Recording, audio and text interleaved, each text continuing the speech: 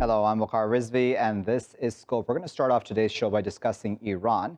Now, that country had requested the IMF for a $5 billion emergency loan to be able to deal with the fallout from the coronavirus pandemic in that country. We know that Iran has been one of the countries around the world that has been quite hard hit by that pandemic, especially in context of the fact that that country is already suffering from very harsh sanctions placed by the United States on it ever since the U.S. decided to walk away from the JCPOA or the nuclear deal. Now, at this point in time, news is coming out that the U.S. will want to block the IMF request from going through. At this point in time, that pretty much seems like the nail in the coffin for Iran to be able to get that money because the U.S. does have significant influence over the IMF. It doesn't have complete veto power, mind you. It holds about 17% or so of the voting power at the IMF at this point in time, but would certainly want to then get on other allied countries onto its side. Within that context, though, the Europeans are still trying to do, at least on the outside, their part to help Iran get through this situation that it's suffering from because of coronavirus.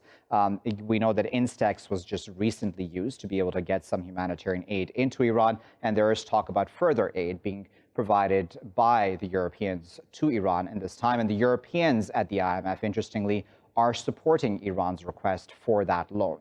Let's discuss all of that a bit further. We're now joined with Barbara Slavin, who is Director of the Future of Iran Initiative at the Atlantic Council. She's joining us from Washington, D.C. Also joining us from D.C. this morning is Reza Khanzadeh, who is a research fellow at the Sharif University think tank, which is based in Tehran. He's also a PhD candidate at the University of Oxford. Reza and Barbara, thank you both for your time this morning. Barbara, let me start with you. If the IMF were to reject Iran's request for this loan, how devastating would that be? For $5 billion, which is not a huge sum, I think symbolically it would be more damaging. And I'm not convinced yet that the loan is not going to go through. Iran also has recourse to more than $1 billion, I believe, that it has on deposit with the IMF. And there was another event that occurred the other day, Luxembourg, where apparently Iran has over $1 billion in funds in banks there, said that it would release that money for humanitarian transactions. So I think there are a number of ways. You mentioned Instex, in which Iran may be able to get access to its own money in the IMF, in banks in Europe, and in other places to help it get through this emergency. Do you think, though, Barbara, that the IMF as a whole has this sort of appetite to get into this back and forth with the U.S.? I mean, we know how Donald Trump functions, right? So if you would have an international organization like the IMF going against his wishes, that wouldn't go down very well with him, would it? Look, it's a test. President Trump has been vehement in opposing almost all international institutions, whether it's the IMF, the UN, the WHO, NATO. So I'm not sure that that alone would be sufficient to block it. This is, one of the things that's going on now is that Iran is presenting its case to the IMF. It's explaining how it would use the money as a way to deflect criticism from the United States that Iran would somehow divert the money to fund the IRGC or militias in Iraq or Hezbollah in Lebanon. So I think the process is still continuing. My information is that it's not over yet. All right, so Reza, tell me what your thoughts are on this, because as Barbara there, you know as well, the U.S. Is concerned, at least in its own words, that this money would be diverted towards other uses, such as Iran's quote-unquote regional role. Do you think that that would happen, and that Iran can in some way be transparent about, okay, how exactly it's going to use this money if it does get it? Yeah, I do believe that that Iran can be transparent. Now, will they be is another question. But I fear that this type of approach by Iran has more to do with a foreign policy and political tactic towards the United States, rather than actually thinking that they would be able to get their hands on that $5 billion, dollars. We have this tick for tack back and forth, either through Iraq or through their rhetoric between Tehran and Washington, where you have Washington um, claiming or stating that Tehran is performing nuclear extortion by continuing to enrich its uranium, and then you have Tehran, and then particularly Zarif calling out Washington, saying that they're performing medical terrorism. So I feel like a portion of this, request by Tehran for the $5 billion has somewhat little to do with them needing that money to fight the virus, because according to Johns Hopkins, March 29th, I believe, was when Iran hit its peak, and since then it has been decreasing as far as the number of cases and the number of deaths. So yeah, yeah, as far as the transparency, I don't think that would really happen. Okay. As far as them needing that money, I don't see that happening either. All right, so let's talk for a moment, Reza, about what the point you just made there about this is possibly just symbolic, right? And possibly just diplomacy, where it's Iran almost using this to prove bad optics, really, on the part of the United States. In that sense, do you think it's smart of Iran to be doing this? Because it certainly has always wanted these sanctions to be lifted anyhow, hasn't it? Yeah, it has.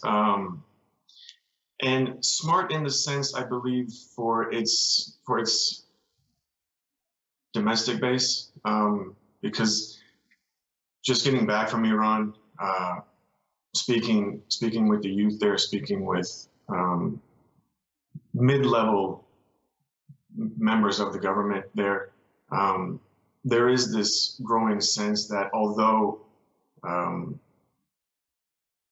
the people are getting frustrated or tired with the government, there really isn't a sense yet that there might be a grand, revolt or a grand protest. So Tehran still has to push this rhetoric that the U.S. is the bad guy, U.S. is the great Satan, as they put it, and it's their fault as to why we, as your government, we as the Islamic Republic of Iran, are unable to provide certain things for you, when in fact, if you look at the problems, not all, of course, but if you look at many, if not most, of the problems that Tehran has faced in fighting off this virus, major European countries have also faced the same problems. And it's not so much as you can't blame it all on sanctions, you can't blame it all on not getting that $5 billion. It has to do with that government just not being ready to face that virus. And it's, like I said, it's not just Tehran. If you've seen recently, major European countries are having the same problems, and also U.S. is having the same problems as well.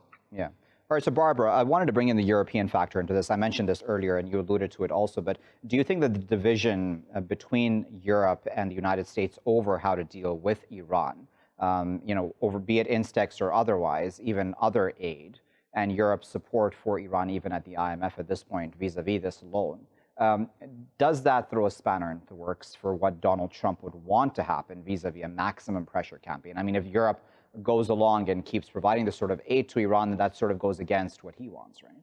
Yeah, well, Europe, it's taken Europe an awful long time even to get Instex up and running. So it's not as though Europe has been able to do that much to help Iran, but they are providing some humanitarian assistance and diplomatic assistance, which I think is important. Look, the so-called maximum pressure campaign has been a maximum failure in my view, ever since the United States pulled out, but especially since the United States imposed what amounts to an oil embargo on Iran. Iran has been lashing out in terms of regional provocations, in terms of attacks on Americans through militias in Iraq. It simply has not worked. It's produced more provocative actions by Iran, not less. And Iran, of course, has not come back to the negotiating table. It's expanding its nuclear program, as you pointed out. So to my mind, the crisis over this virus provides an opportunity for both sides to tone it down and to begin to seek some de-escalation of tensions. It's possible that the Trump administration is actually beginning to do that. It just doesn't want to advertise it. It's continuing the information war, with Zarif and Pompeo essentially trolling each other on the issue of who's worse at treating the coronavirus. But Instex, the first transaction went through. We will see about the IMF loan. I mentioned Luxembourg saying Iran can have access to more than $1 billion in its banks. Will the U.S. try to block that, or will it facilitate? So there are a number of questions out there. Even Mike Pompeo, who is an enormous hawk on Iran, has suggested that there might be some flexibility on sanctions. And we have seen a pause also in the tit-for-tat violence in Iraq, which is a good thing. Indeed. So let's talk about Pompeo for a moment, Reza, because it also said, as Barbara there alluded to, that there is possibly some flexibility on the part of these sanctions, saying that they're always under consideration, are being reevaluated on a regular basis, according to what he said. And he also has insisted, as have other U.S. officials, that the sanctions that have been placed on Iran do not block humanitarian supplies. But we know, of course, the background, the context to that, where banks then aren't willing to provide the sort of safety net that would be needed for any country around the world to be able to actually provide that sort of aid or supplies to the Islamic Republic. So what are your thoughts about what the U.S. Is thinking at this point? And is it, as Barbara there said, behind the scenes, probably there is some movement? Yeah, I do agree with Barbara to a certain extent that there is a certain degree of movement, behind the scenes. But hearing the State Department or hearing Pompeo speak about, reviewing the options about how and when and in what capacity to lift sanctions, to me, bears no difference than when they make comments saying that all options are on the table, including, military strikes. So I'm not hopeful. I don't feel that there would be any type of sanctions relief. And, like I said, since March 29th, Iran has been doing an increasingly better job of, curbing like the rise in the cases and deaths. And yeah, unfortunately, I just don't see any kind of scenario really where the State Department, Pompeo, Trump's cabinet administration is willing to ease, because Trump has constantly doubled down on this maximum pressure. And even though I do agree with Barbara that it's been a failure, nonetheless, I believe Trump will continue to double down on that.